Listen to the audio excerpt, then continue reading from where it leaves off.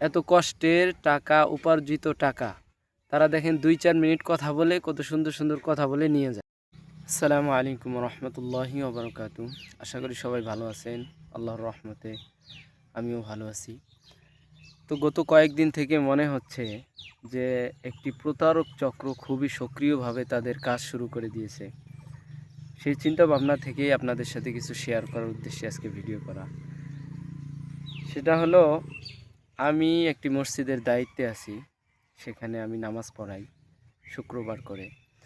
তো কিছুদিন আগে আমাদের প্রতিটা মসজিদের ইমাম মুয়াজ্জিনদের এইরকম বেতনভুক্ত হওয়ার একটা প্ল্যান নিয়েছিল সরকার।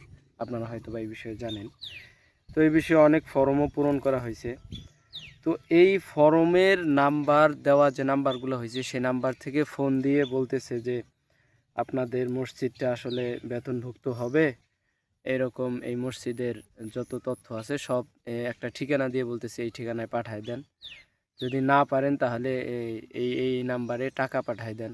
এমনকি আমাকেও ফোন দিছিল, আমাকে ফোন দিয়ে বলছিল যে আপনার এইরকম বেতন এতগুলা মোটা অঙ্কের একটা টাকা বেতন আটকে আছে, সেই সাথে প্রতি মাসে এরকম প্রায় 8-10 হাজার টাকার মতো করে সরকার থেকে দেবে।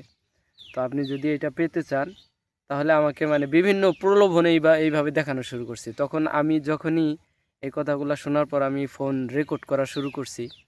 আমার ফোনে আবার ফিরে যে রেকর্ডের মধ্যে অপশনে ক্লিক করলে দেখা যায় যে বইলা দেয় যে আপনার কলটি এখন রেকর্ড হচ্ছে। আমিও শুনতে পাই, যিনি আমার সাথে কথা বলছেন সেও শুনতে পায়। তো রেকর্ড করার সাথে সাথেই উনি বলতেছে যে হ্যাঁ, আপনি একজন ইমাম মানুষ, আপনি ফোন রেকর্ড করতেছেন। আসলে প্রমাণের জন্য আমি রেকর্ডটা আপনাদেরকে শোনায় দিচ্ছি। ইমাম সাহেব, আপনি একজন ভদ্রশীল লোক, রেকর্ডিং চালু করলেন কেন? কার কথা শুনে? আমার তথ্যগুলো প্রয়োজনীয় মনে হচ্ছে, যদি ভুলে যাই আবার শোনা লাগবে। তো ফাইলটাই বা বুঝতে পারছি যে আসলে এটা একটা প্রতারক। তো শুধু আমাদেরকেই না, আমি আজকে সকালেও একটা ঘটনা শুনলাম আমাদের এলাকার, যে ওনার জামাই এরকম ঢাকার মধ্যে কর্মরত আছে, হালকা পাতলা একটু অ্যাক্সিডেন্ট হয়েছিল। কিন্তু এই প্রতারক চক্র হয়তো বা তেনাদের চেনা জানা হইতে পারে, ফোন দিয়ে বলতেছে এরকম গুরুতর আহত হয়েছে, টাকা লাগে 20,000। তো এনারা আবার ফির অত কিছু যাচাই বাছাই না করে 9,000 টাকা পাঠাই দিছে খরচ সহ। এই টাকা পাঠানোর পরে ফোন দেওয়া, এত ফোন দেওয়া হচ্ছে কিন্তু কার ফোন রিসিভ হচ্ছে না। তো আসলেই আমি এরকম কয়েকটা ঘটনা দেখলাম আমাদের মসজিদে, এরকম আশেপাশে কয়েকটা মসজিদেও খোঁজ নিলাম, ওনাদেরকেও ফোন দিছে, এভাবে টাকা নিচ্ছে। তো আসলে চিন্তা করে দেখেন যে বাংলাদেশে প্রায় 6 লক্ষের মতো মসজিদ আছে, সংখ্যা হলো 275 টাকা। তো 275 টাকা যদি 6 লক্ষ বাদ দেন, 1 লক্ষ মসজিদেও যদি দেয় তাহলে কি পরিমাণ টাকা। তো আমি এই ভিডিওর মাধ্যমে আসলে আপনাদেরকে সতর্ক করছি, আপনারা একটু সচেতন হন, যাতে আপনাদের থেকে এইভাবে উদ্দেশ্যপ্রণীতভাবে যাতে টাকা পয়সা না নিতে পারে।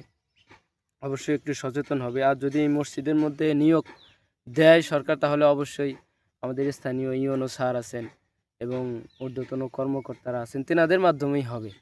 আর আমি আমার এই ভিডিওর মধ্যে প্রশাসনকেও আহ্বান করব যে আপনারা এই বিষয়ে একটু তদারকি করবেন, প্রতারক চক্র যাতে এইভাবে তাদের কার্যক্রমগুলো করতে না পারে।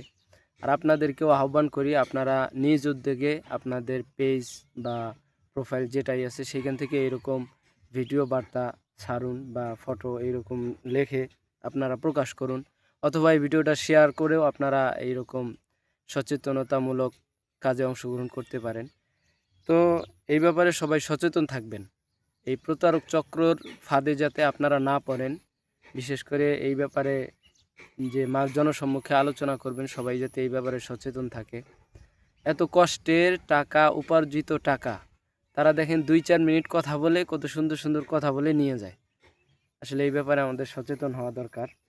তো ভিডিওটা যদি ভালো লাগে অবশ্যই শেয়ার করে দিবেন, মানুষ যাতে জানতে পারে, এই বিষয়ে যাতে সতর্কতা অবলম্বন করতে পারে। সবাই ভালো থাকবেন। আসসালামু আলাইকুম রহমতুল্লাহ।